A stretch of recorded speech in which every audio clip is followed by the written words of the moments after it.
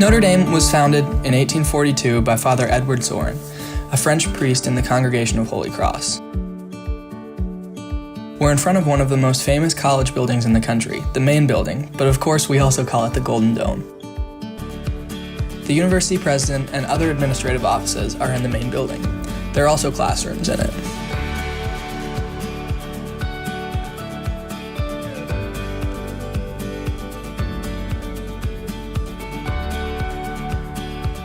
This quad that we're on is called Main Quad, but we call it God Quad, named after the Basilica of the Sacred Heart, which is a really wonderful building.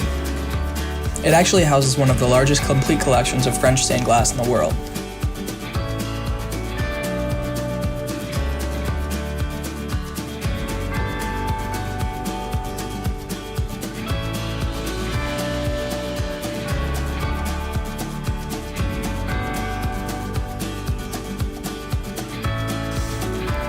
On this side of the quad is La Fortune Student Center. It's one of the 2 student centers on campus, and we call it La Fun. On the first floor, there's a Starbucks, which is one of the most important places for me as an avid coffee lover. But there's also one of the highest grossing subways in the country, which might surprise you. And we have the only smash burger in the state of Indiana. We also have the Huddle Mart. The Huddle Mart is a convenience store with all of the essentials and a wall of candy you can buy in bulk. La Fun also has a FedEx office, a hair salon, a barbershop, a computer lab, a large ballroom for formals and dances, and we also have a good number of student resource offices with a bunch of people working together to make student life here great. Let's walk over to Getty's Hall now. Getty's Hall is home to the Center for Social Concerns on campus, and although service is not a mandatory component of a Notre Dame education, that doesn't stop more than 3/4 of Notre Dame students from participating in some form of service during their time here. I think that's largely a product of the fact that the Center for Social Concerns has so many different opportunities available.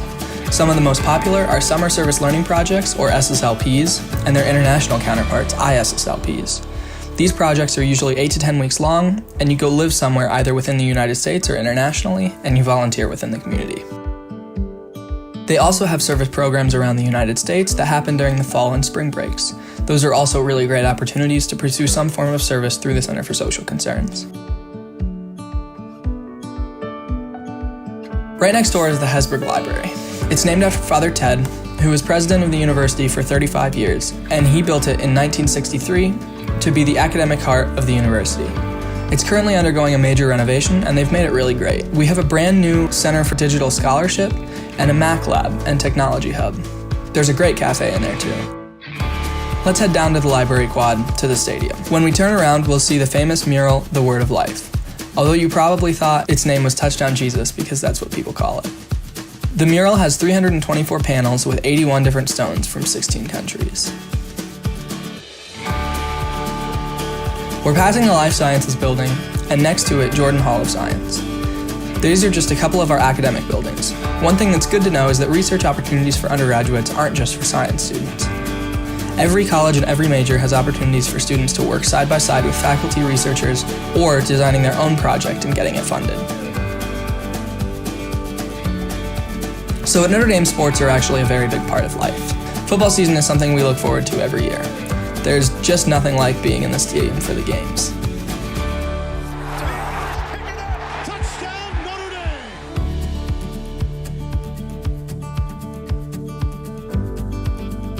The next building that we're going to see is Duncan Student Center, which was built as part of the stadium expansion a few years ago. You may remember I said that La Fortune was one of the 2 student centers on campus. Well, Duncan Student Center is the other one. There are 3 more restaurants here, all of which students can use their flex points at. There's a rec center with a 3-story rock climbing wall, a full-size running track. There's a bunch of exercise equipment, fitness studios with yoga and bar classes, and other similar things. Basketball courts, free weights, and weightlifting machines. It's a really great rec center. And then, on the 5th floor of Duncan Student Center, we have the Center for Career Development. And that's a really great resource available to students for all of their career-related needs. They have walk-in hours every single day, so if you want to go get your resume checked, just talk about research opportunities, internships, grad school, anything that might be interesting to you after graduation, the Center for Career Development can help with that. Now we'll see DBART, or DeBartolo Hall. It's the largest and also the most general academic building on campus, so whereas most buildings, like Jordan Hall of Science or Fitzpatrick Hall of Engineering, are affiliated with a specific program or college, DBART has classroom space available to all of the different colleges, so you'll see students from all different majors in this building.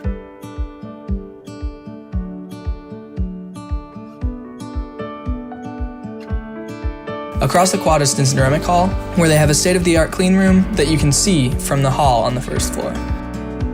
And further down towards the entrance of Notre Dame Avenue is Jenkins Nanovic Hall. That houses our newest school, the Keough School of Global Affairs. So let's head down the sidewalk that takes us under the law school arch. Notre Dame is largely an undergraduate institution with about 8,500 undergrad students and almost 4,000 graduate students. Grad students at Notre Dame actually have a unique opportunity to engage with the undergrads, and that's in their residence halls. So every residence hall has 2 graduate students living in the halls among the undergrads as assistant rectors. And they're a really great resource available to students to sort of get a different perspective on whatever challenges they're facing. They're obviously great opportunities to make friends as well. I never thought as a freshman here that one of my best friends would end up being a 27-year-old law student, but that's how it ended up for me. Some of our most historic residence halls are here on South Quad. All of our residence halls are single-sex, and you live on campus for your first 3 years at Notre Dame. You have the choice to move off campus your senior year if you want, but most students stay in their dorms because it becomes your family. We don't have Greek life at Notre Dame, so instead your residence hall really becomes the center of your social events, like dances and inter-hall sports. Each hall has a mascot and its own special events. People very quickly become very loyal to their dorms.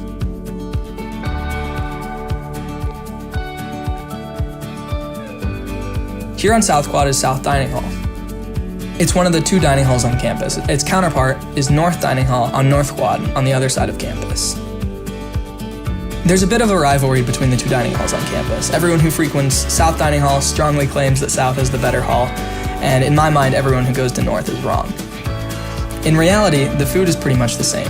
The atmospheres are a little different because South was built in the Gothic style in 1927, and North was built in a contemporary style in 1957. North was also recently renovated.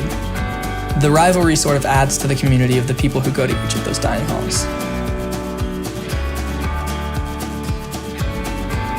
The next building that we'll see is the Coleman Morse Center, or COMO for short. COMO is the home for campus ministry. They manage all of the masses that are held on campus, not only in the Basilica, which we saw earlier, but also in all of the chapels and the residence halls. Every residence hall has its own chapel designed to hold all of its residents as well as some guests. Guests are always welcome at these masses, and residence halls typically hold mass 2 or 3 times a week. Campus ministry also has a lot of interfaith discussion events, annual retreats, and some great student organizations. So campus ministry is obviously very, very involved in campus life. The final place that we're going to see on the tour is the Grotto. The Grotto is actually a 1/7 scale replica of the Grotto in Lourdes, France. There's actually a stone from the original grotto in ours, and you can see it below the statue of Mary.